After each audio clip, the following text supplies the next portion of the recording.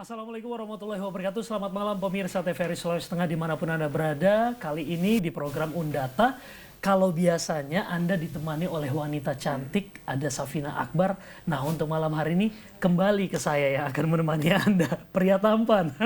Ada Arya Tanji yang akan menemani Anda pemirsa selama 30 menit ke depan di program Undata ini. Tentunya kita berbicara tentang Undata, kita akan berbicara tentang kesehatan.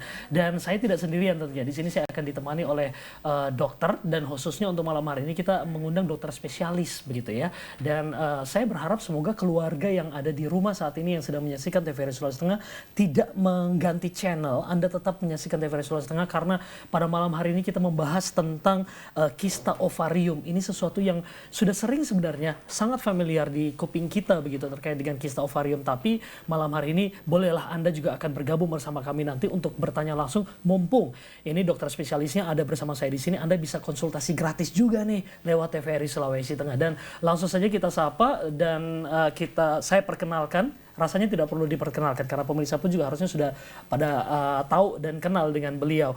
Dr. Herdana Suwartono, spesialis SPOG, konsultan onkologi. Ya. Betul begitu ya. Saya panggilnya Dr. Dana. Ya, Sorry dok, tadi apa spesialis?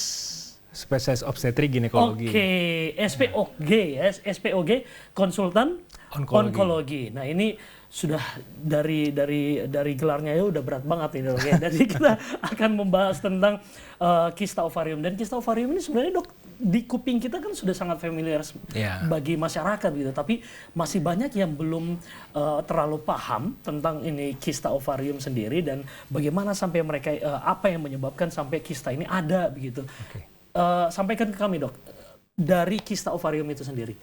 Ya, jadi sebenarnya kalau untuk kista ovarium ini sendiri itu sebenarnya hal yang normal terjadi di wanita. Jadi setiap wanita mengalami siklus maka dia bisa menjadi potensi adanya kista. Nah, tapi yang kita harus tahu sebenarnya kista ini apakah memang dia potensi untuk menjadi jinak normal atau suatu keganasan.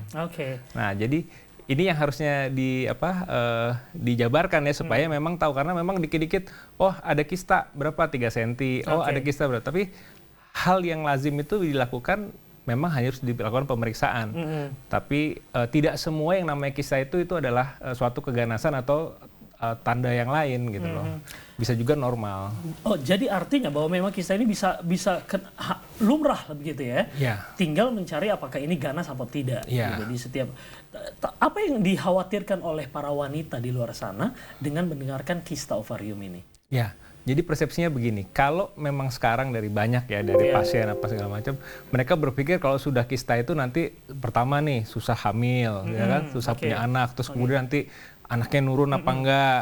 Banyak persepsi begitu di luar sana. Banyak persepsi itu, kemudian akhirnya berasumsi jadi oh makanan-makanan apa yang bisa bikin kista. Padahal kadang juga kalau misalnya kita melakukan pemeriksaan, itu kalau memang pemeriksaannya itu memang pas pada saat dia terbentuknya kista folikuler atau yang pada masa pembentukan sampai dengan menjadi sel telur itu matang, itu juga terdapat kista dan itu pasti ada. Pasti ada. Pasti ada. Lantas apa yang menyebabkan akhirnya kista ovarium ini ada gitu? Nah, karena hormonal, faktor utama adalah hormonal. Jadi karena siklus. Jadi wanita itu kan bersiklus, tiap bulan dapat haid. Nah, selama dia bersiklus maka potensi terjadinya kista itu ada. Gitu. Jadi setiap secara alami pun juga potensi itu sebenarnya ada. Setiap wanita punya potensi. Ada. Dan yang menyebabkan dari kista ovarium itu adalah hormon itu sendiri ya. Hormon itu sendiri. Baik, kemudian bagaimana untuk mengenal gejala-gejalanya jika seseorang ini mengalami atau mempunyai kista ovarium yang ganas? Terlihat dari apanya? Jadi mungkin untuk awal dulu ya. Jadi kita harus jelaskan dulu bahwa yang namanya kista ini itu namanya adalah kista. Kista itu berarti adalah suatu jaringan yang dalamnya isinya air. Cairan atau cairan lah, cairan. Sehingga pada saat di USG maka dia akan berwarna seperti kehitaman, gitu. Itu dulu. Nah, sekarang kalau kista itu tempatnya di mana? Sebenarnya kista itu bisa di mana aja. Nah, cuman topik kita kali ini adalah tentang kista yang berada di indung telur atau di sel telurnya. Nah, kalau misalnya memang kista itu ada di sel telur, maka yang berkaitan adalah tentang hormonal, artinya siklus menstruasi.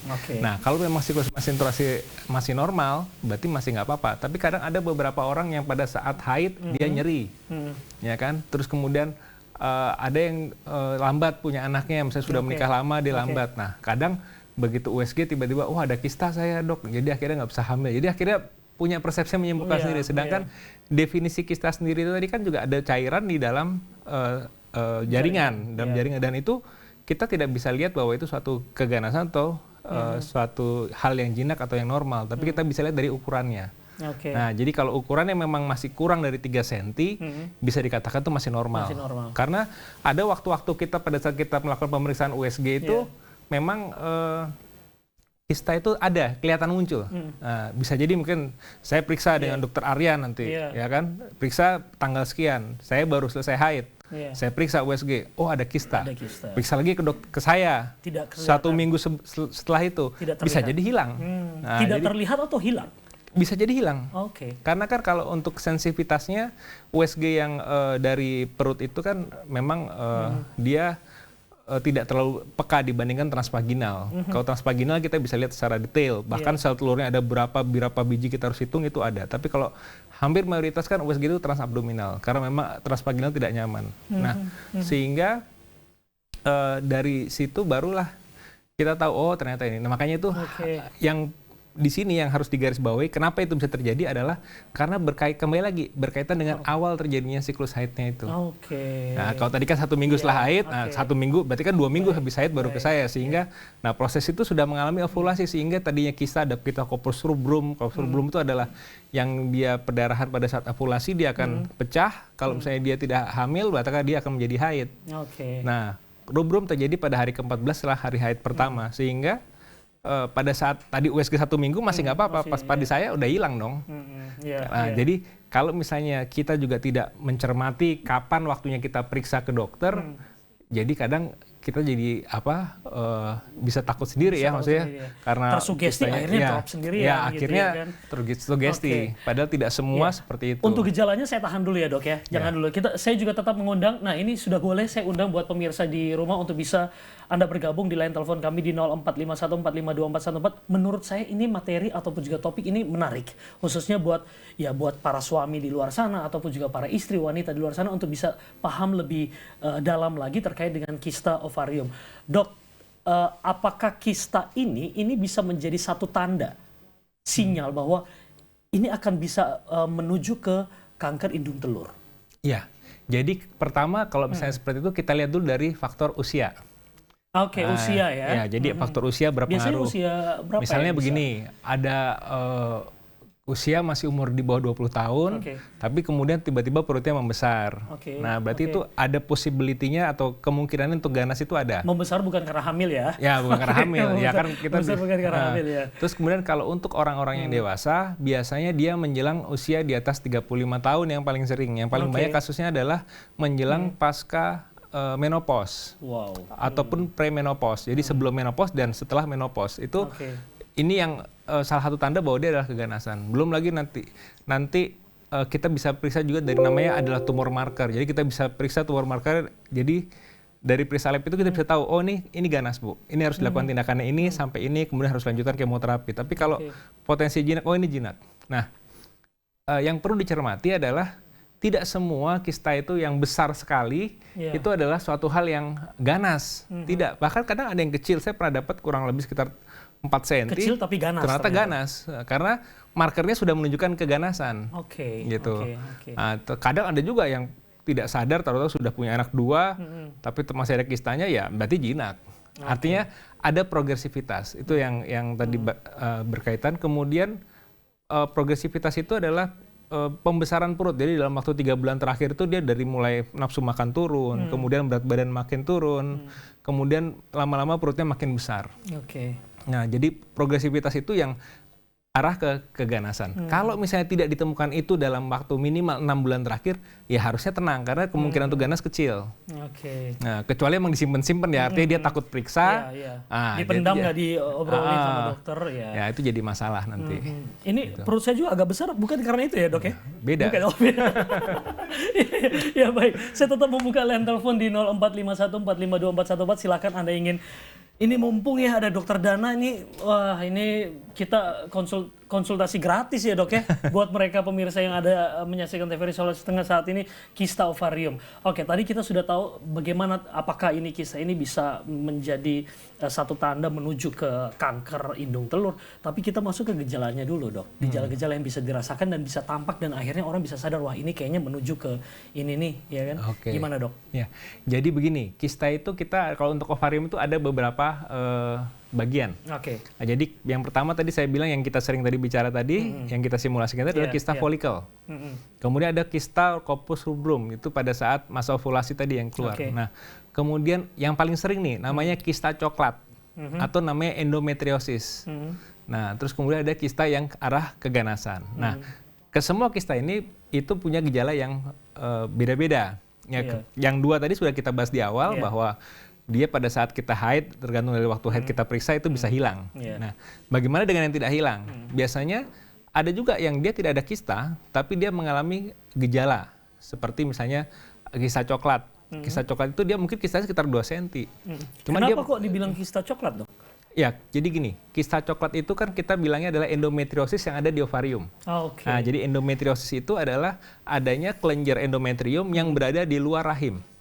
Normalnya kan di rahim. Nah, ini di luar rahim. Nah, dia ada di ovarium. Ovarium itu suatu organ yang dia tertutup rapat, nggak ada jalan keluarnya, no way out. Nah, jadi kalau misalnya dia tidak ada jalan keluar, akhirnya lama-lama dia mengembung kan, seperti balon kita tiup, dia trap. Sehingga nanti kenapa namanya coklat? Karena setiap kali habis operasi itu begitu pecah atau apa, warnanya pasti coklat. Karena kan dia mengalami darah yang sudah bergumpal lama kan, jadinya dia oksidasi, dia jadi hitam dia. Nah seperti itu. Terus kemudian sampai dengan kista yang mengarah ke ganasan. Nah, yang paling sering sekarang saya temukan itu adalah pada anak muda, itu adalah kista coklat. Tapi kista coklat sendiri juga tidak membutuhkan suatu terapi yang masif. Artinya masif itu artinya harus segera, harusnya tidak. Karena kista coklat itu biasanya nanti berkaitannya dengan infertilitas atau kesuburan. Kenapa? Karena dia akan mengalami gejala dysmenorrhea atau nyeri pada haid itu berulang setiap kali haid. Nah inilah yang menyebabkan tidak nyaman. Nah jadi solusinya memang harus dibuat nyaman. Tapi kalau dia setiap haid seperti nyeri terus, maka susah. Ini menjadi satu petanda gitu ya? Ya, satu petanda bahwa gejala. Tapi tidak serta-merta bahwa itu adalah suatu kista coklat.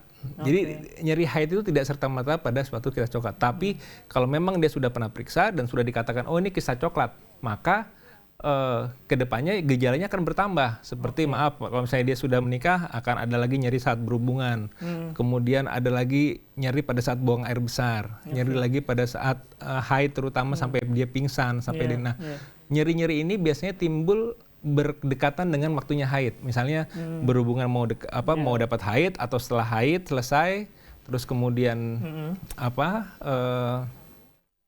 buang air besar pada saat itu, aktivitas juga jadi terganggu, itu biasanya berkaitan dengan itu. Nah, yang berkaitan dengan itu kita bisa bilang adalah satu tanda dari suatu gejala kista coklat. Tapi tidak selalu ya. Itu untuk kista coklat gitu ya? Itu kista coklat. Baik. Artinya buat pemirsa TVRI Sulawesi Tengah di luar sana, ketika kalian ataupun juga Anda sudah bisa merasakan atau tahu ini ada gejala-gejala, ini gejala yang bisa dirasakan ya? Dirasakan oleh si pasien, dan ketika sudah ada sakit dan juga mungkin bisa sampai pingsan seperti yang Dokter Dana sampaikan tadi, ini perlu dikhawatirkan.